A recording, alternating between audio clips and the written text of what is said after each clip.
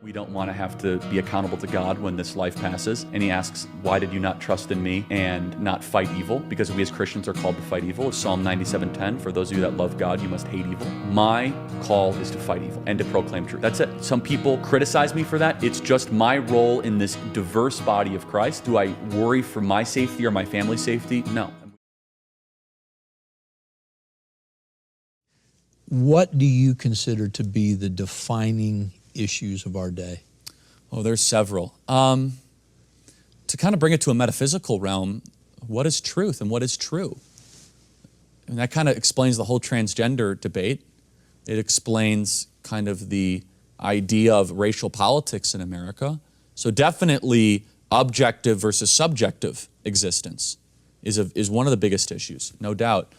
But if I kind of had to distill it down to the issue that impacts that, which impacts all the other issues, which is what we focus on at Turning Point USA, it's education. How we educate young people, and we've done a pretty poor job of it. We've done the opposite. We've indoctrinated young children. We have filled them up with bad ideas. We've told them to hate themselves and hate the country and believe there's no God. And then there's other issues as well. A weak church, an increasingly weak and passive church, with obvious exceptions, right? Obvious, which we've talked about, and that's not an exhaustive list.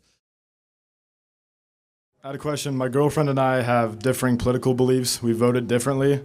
We're both Christians. We have a lot of the same beliefs about how humans should be treated, abortion, that type of thing, but identity politics a little bit. So how should we handle our relationship when we have a lot of the same values but differing political beliefs? Do you want the truth? Yeah. Do not marry this girl. Yeah. Do not marry someone that you cannot talk about the daily news with. You guys can laugh at it. Do not build a life with somebody where you cannot agree on what daily news channel to watch. I'm going to be honest. As someone who is married, when you have to instill values in a child, you cannot have the first elemental issue at 7 a.m. when you turn on the radio or a podcast to be disagreement. You got enough of that already in a home. Yeah. You need to have harmony. Build a life with someone where you have agreement on the macro issues. You can have disagreement on the micro issues. You need to agree on religion.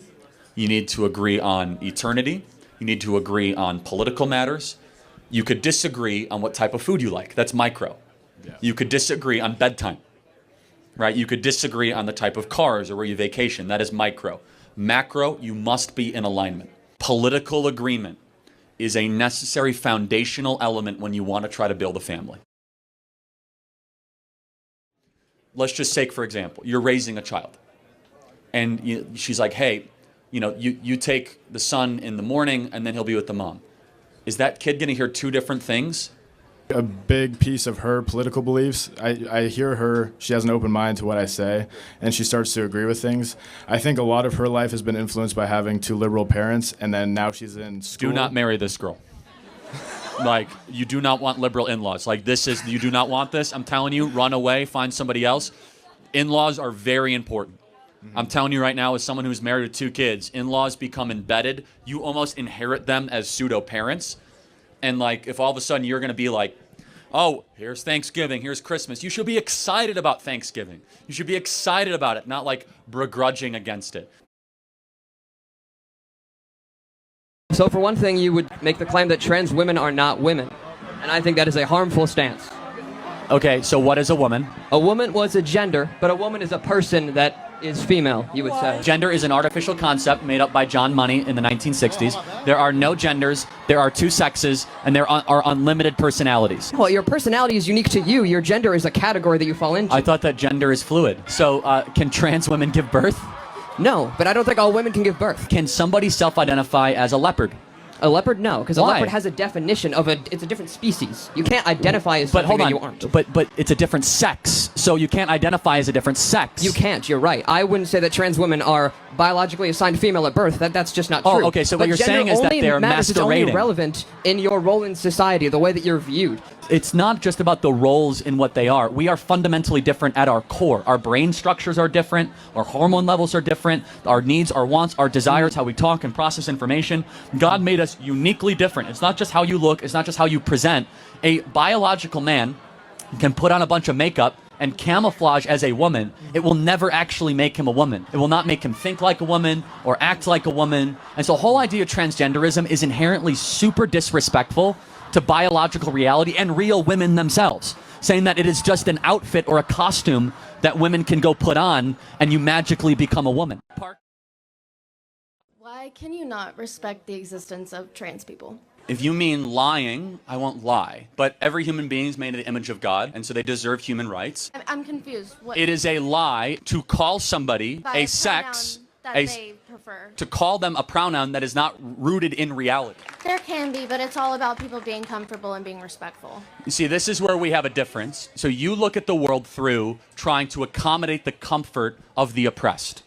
We look at the world through right and wrong, moral and immoral, and just and unjust. We don't care about making people comfortable. We care about what is right. We care about the protection of women. But I am a Christian who believes in the right to an abortion. So the reason why I believe the right to an abortion, why just anyone, if you feel that's what you need to do, then you should do it. Because Matthew 7:1 says, do not judge or you too will be judged. I just really want to know why you feel that abortion should be illegal. Do you think murder should be illegal? I just feel like there's a big difference between like a living, breathing human and then a fetus that is inside of another human's body. Fair enough. What is the difference? Okay. Why does somebody's location determine their moral worth? It doesn't, but it's simply about the fact of if you feel like that's what you need to do with your body, then that's what you do. Because I could also Well, hold on a second. If it's not your DNA, how is it your body? It is your DNA. No, it's not. It's a part of you. It's no. growing in you. It's Hold on a connected to second. you by Well, an umbilical it's cord. It is a part of you. 1 second. It's attached. No, it's actually not. A part, by definition, means it remains permanent, Oh, okay. right? Oh, okay. So an attachment is something that is temporary. And so it's not, you are not your mom's DNA. You're not your dad's DNA. You are new deoxyribonucleic acid. So shouldn't we say that if it's not your DNA, it's not your choice? I mean, you could say that, but I mean, We all agree murder is wrong. okay. We all agree that it's a human Homo sapien. Do you agree that the death penalty is wrong? We're talking about a baby that did nothing wrong except exist Okay. in utero. And there's about 1.5 million of them that just get discarded every year. So we agree murder is wrong. We agree it's a Homo sapien, meaning it's a human being. Therefore, murder is the forcible termination of a Homo sapien. Therefore, shouldn't abortion be wrong and illegal? Yeah, see, I don't believe that abortion should be used as a form of birth So control. 99% of the time it is. That's all that we're debating in the country right now. 99% of all abortions are done just because people want the baby gone. While this champion for Christ lived a short time on this earth, God is already using his impact in mighty ways.